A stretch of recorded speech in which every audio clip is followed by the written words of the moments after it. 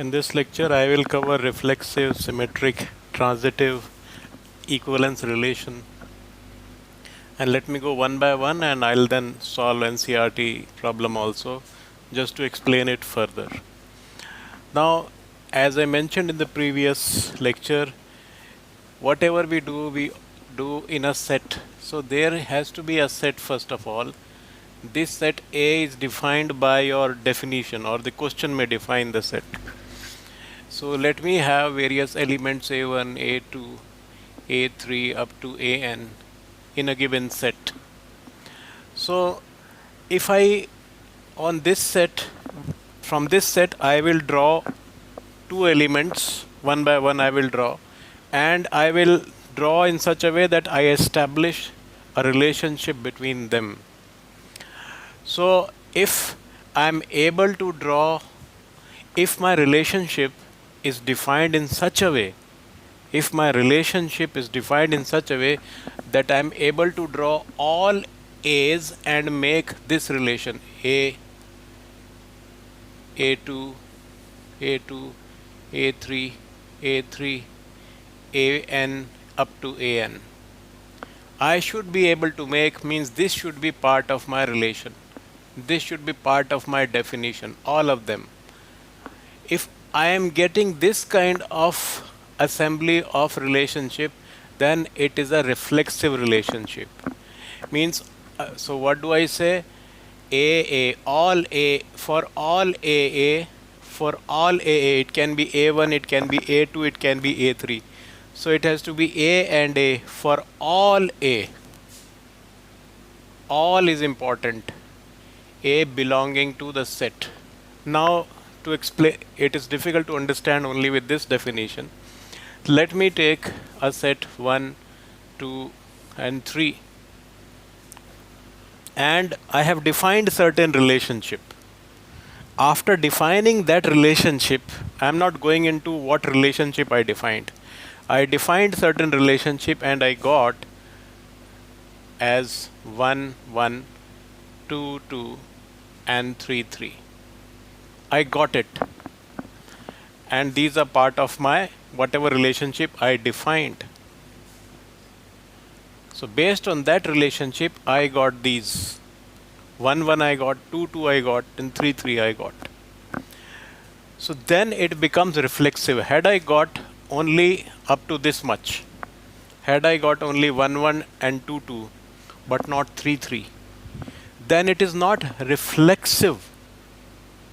Suppose now why I am getting this relationships, maybe I have defined relationship as x, y.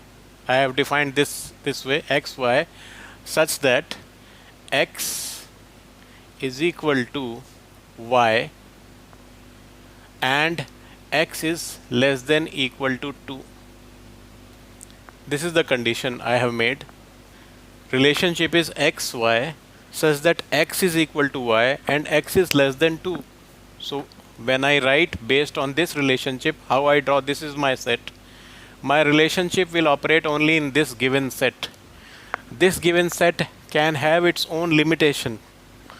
I have defined in certain way and I got these three elements in this set. Now I operate my relationship in this set. I can't go outside this set. And for this relationship, my condition is that x has to be equal to y and x has to be less than equal to 2 and this x belongs to A. Means it's part of this set. X is an element of this set, x and y, both. X and y, they both belong to this set. They are elements of this set. So what I can get? I will get 1, 1 I can get, because both x and y have to be equal and x has to be less than equal to 2. So 1 I can take 2 also. And here I will get again 2 because y is equal to x or x is equal to y. Can I take 3? I cannot, because here I have put the restriction. So I got only this much. So it is not reflective. It is not reflexive. To make a reflexive relation, you have to have such arrangement that each of the elements of A gets represented as AA. means I should have got 3 3 also. Until I get 3 3 also, my relation is not reflexive. So if I define it like this, then I would have got 3 3 also. So this relationship is reflexive for all A. Suppose the elements here were up to 4 and I defined it like this. I got these. Here 4 is missing. So definition is that AA has to belong to R for all A belonging to A. For all elements I should get this A. So since 4 is not reflected in this relationship, I am not getting 4 and 4, because as per the definition, this AA should belong to R for all A belonging to A. All A were 1, 2, 3, 4. 4 has not come here, so it is not an equal, is not a reflexive relationship. It's not a reflexive relationship. But if I remove 4, then it becomes a reflexive relationship. If I may make it 4 and 5, and here I make 4, so I get 4, 4, but this time my 5 is missing. So if I make it 5 here, I can add 5, 5, then it becomes a reflexive relationship. Now I come to the next type of relationship, which is the symmetric relationship. What does symmetric relationship say? Symmetric relationship says that, to say it in simpler terms, now we have A1, A2, A3 up to AN I have. So if my A1 and A2, suppose I have defined relationship in such a way that I get A1 and A2, I get A1 and A2 are part of my relation. Whatever relation I have defined certain function, and I got A1 and A2. Then this definition of relation should have been such that I would have also got then A2 and A1 also should be included in this relation. For all, it is not for all A belonging to A. That is the difference. For reflexive, it is for all A. That is for reflexive. Here it is not all A. It is for all A1 and A2 belonging to A. So to take an example, suppose my set is again 1, 2, 3. This is my set. And I have defined relationship in such a way that I get 1, 2. In my relationship, I am getting 1, 2 and 2, 1. And this is how I got. I got 1, 2 and 2, 1. This is a symmetric relationship. Had I defined relationship in such a way that I would have got 1, 2 and 2, 3, then it is not a symmetric relationship until for each of this, for this and this, I should have had 2, 1, and for this I should have 3, 2. So it becomes symmetric only when, if A1 and A2 belongs to R, if you write A1, A2, then A2, A1 as per the relationship should also belong to R for those A1, A2 which belong to A.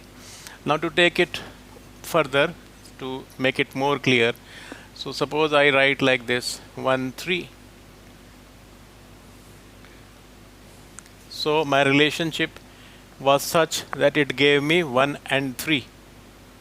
Whether it is symmetric, it is not. My relationship should have been such that I should have got 3, 1 also. Then it becomes symmetric. Suppose my relationship was such, my function was defined in such a way, I got 1, 3, I got 3, 1, I got 1, 2, I got 2, 1, and I got 2, 3. Up to here I got. Whether it is symmetric or not. Symmetric, go back to the definition. A1, A2 belongs to R, then A2, A1 belongs to R for all A1, A2 belonging to R. So now this is suppose A1, A2. So this is A2, A1 over, done. You have got this pair. For 1 and 2, this is A1, A2, this is A2, A1, done. It is, pair is there. Now here, this is A1, A2, 2, 3. I should have had 3, 2 also. Until I have 3, 2 also here, I can't say it's a symmetric relationship. So that's about the symmetric relationship. Now if I write like this, 1, 1 and 2, 2. If I write like this, is it a symmetric relationship? Yes, 1, 1, 1, 1. This will always be a symmetric relationship. Because even if you interchange, it appears like this only. 2, 2, 2, 2, it's a symmetric relationship. Now, whether this describes reflexive relationship or not, whether this relation is reflexive or not on this set, it is not reflexive because 3, 3 is missing. For reflexive, the only difference between the symmetric and reflexive is that symmetric talks about those elements which are there, only they should be interchanged. But reflexive says all the elements which are there in A should come in the relation as 1, 1, 2, 2 and 3, 3. Now let me come to transitive relationship. Relation, not the word relationship, it is transitive relation. Transitive says that if A1, A2 is a relation and A2, A3 is a relation, then I should have then A1, A3 should also be part of R for all A1, A2, A3 belonging to R. It is not for all A, I am again saying. Only for reflexive it is for all A. For symmetric, again it is for A1, A2 and it is for A1, A2 and A3, means the elements with which you are dealing with. Now take this again a set as A1, 2, 3 like this, and if I write my relation as 1, 2, 2, 1 and 1, 1, whether it is symmetric, whether it is reflexive, whether it is transmittive, we can test all three because now we have read all three. Let me test reflexive. It is not reflexive because 1, 1 is there, 2, 2 is missing, 3, 3 is missing. It is not reflexive. Whether it is symmetric, now for symmetric, if A1, A2, then A2, A1 also should be there. 1, 2 is there, 2, 1 is there, and 1, 1 anyway is symmetric because even if you interchange, it is 1, 1. So it is symmetric. So it is reflexive, it is symmetric, whether it is transitive or not. Now for transitive, 1, 2 and 2, 1, A, B, and this is B, C. C is 1 here. So then 1, 1 should be part. 1, 2, 2, 1, then 1, 1 should be part, and I have got 1, 1. So one thing I have got, but again see this 2, 1 and 1, 1. 2, 1 and 1, 1. I should get 2, 1 and 2, 1 is there. See carefully 2, 1, 1, 1. Just eliminate this. I should get 2, 1 and 2, 1 is there. 1, 2, 2, 1. Eliminate 2, 1, 1 is there. And so this is the only possible things which you can think of. So it is transitive. Had this been missing, if I remove this, it is asymmetric. It is not whatever is there, A1, A2 and A2, A1, we should be able to arrange like that. Now let us take an example from NCERT itself. Let A be a set of all lines, say L1, L2, L3 up to Ln in a plane. So there is a plane which has number of lines. Now I define relation as L1, L1 and L2, or I can write LA or LB because I should write relation in a general form. L1, L2, L3 are different lines I have given them, but this is a general term because LA can be L1, LA can be L2, LA can be anything. So relation is LA, LB such that LA is perpendicular to LB. This is how I have defined the relationship. Now we have to find whether this relation is reflexive, symmetric, or transitive or not, or all three. If the relation is all three, reflexive, symmetric, and transitive, it becomes equivalence relationship.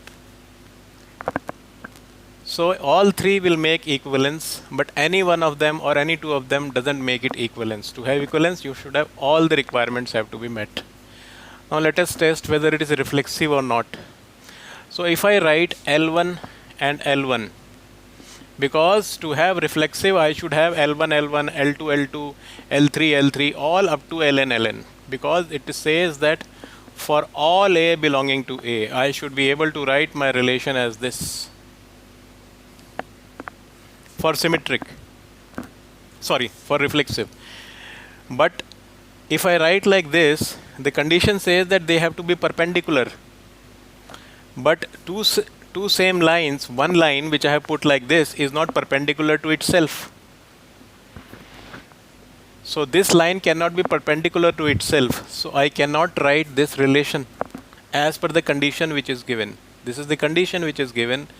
As per this condition, I cannot get this pair which was required to make it reflexive. So it is not reflexive. Now let me see whether it is symmetric or not. Let me write L1, L2 and L2, L1. This is how I write. Now if L1 is perpendicular, because they have to be perpendicular, L1 is perpendicular to L2, L2 is perpendicular to L1. So two perpendicular lines, whether you see from this or this. So these pairs I can easily make. I can write L1, L3, L3, L1. I can write. So this will give me a symmetric relationship. So the relation is symmetric.